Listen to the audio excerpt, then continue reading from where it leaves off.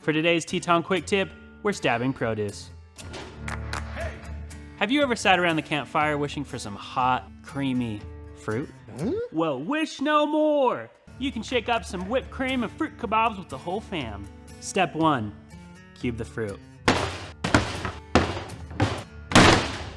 Step 2, stab them up. Step 3, season with cinnamon, butter, and honey. Wrap in foil. Step 4, cook until tender and juicy. Step 5, the cream. Add 1 cup of heavy whipping cream and 3 tablespoons of sugar. Now shake it up.